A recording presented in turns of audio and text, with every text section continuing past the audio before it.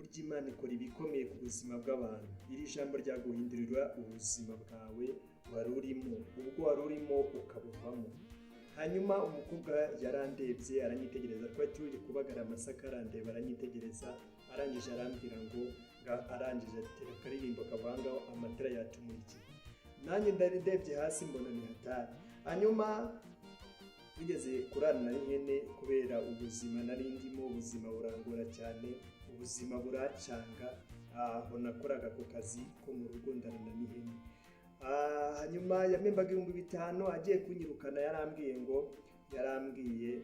byuka gira vuba, abyutsa mu ijoro. Hanyuma rero ndabashuje mu izina rya Yesu, amahoro y'Imana abane nawe. Hanyuma ndagira ngo nkubwire ngo iyi video igufitiye agaciro, kandi iyi video igufitiye akamaro gakomeye cyane ku buzima bwawe. Hari ikintu Imana igiye guhindura ku buzima bwawe kandi gikomeye cyane. Wowe ukunda kunkurikirana, wowe ukunda gukurikirana ibiganiro byanjye, ndagushuje mu izina rya Yesu. Amazina yanjye rero nitwa Korode. Imana ibahe umugisha, umukozi w'Imana ukunda kubasengera. Waba ufite icyifuzo gikomeye cyane, icyo ari cyo cyose waba ufite, icyifuzo icyo ari cyo cyose waba ufite, turagusengera Imana maze ubundi Imana ikagukura muri ubwo buzima, ukongera ukagirira Imana icyizere. Turi mu gihe cyo kugirira Imana icyizere. Hanyuma rero ubwo ni ubuzima bwambayeho, ubuzima bukomeye cyane. Ntabatindiye rero reka mbabwire, wowe uri mushyashya ndagira ngo ukore subscribe niba uzi ko uri mushyashya, kugira ngo tuze kuza kubana muri iyi video bimeze neza. Imana rero iguhe umugisha niba uzi ko uri mushyashya. Abantu bashyashya turabashuhuje mu izina rya Yesu, namwe mwiyumvemo ikaze, turabakunda cyane. Namwe mwakoze subscribe muri inkoramutima, turabakunda cyane cyane cyane. Niyo mpamvu rero yaba ari ugusengerwa, yaba ari ijambo ry'Imana, yaba ari inama wifuza, rwose nta kibazo, nzajya nkugira inama nta kibazo. Kandi niba ari ugusengerwa nta kibazo, ndaguha nimero yanjye ya telefone, ujye muri komentiye maze ubundi ndayiguha. Umbwire n'ikintu nagusengera muri komenti maze ubundi nzagusengera Imana. Hanyuma rero ubuzima bwaje kuducanga, ndangije umuntu andangira akazi ko mu rugo, ndagenda nkorera amafaranga 5,000. 5,000 naragiye sanga ni umwarimu yigisha nyine primaire. Hanyuma ndagenda ahantu yabanjije kundaza, yandajije ahantu hejuru y'irimbi.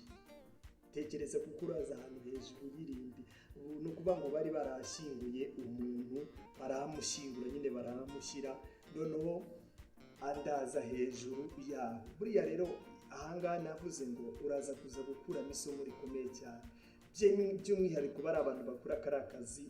Sariyuti, ndabakunda cyane kandi ndabubaha, nkunda ibyo mukora. Mujye mubikora mubikunze, igihe kizagera namwe mubivemo. Abantu mukora kari akazi ko mu rugo, Imana izajya ibafasha kandi Imana izabagirira neza, ibakure no muri ako kazi murimo, muhindurirwa amateka, muhindurirwa ubuzima. Niyo mpamvu rero muri iyi video nje kukubwira, nkanakugira n'inama y'icyo wakora kugira ngo uve muri ubwo buzima. Imana ibagirire neza kandi Imana ibafashe muri byose.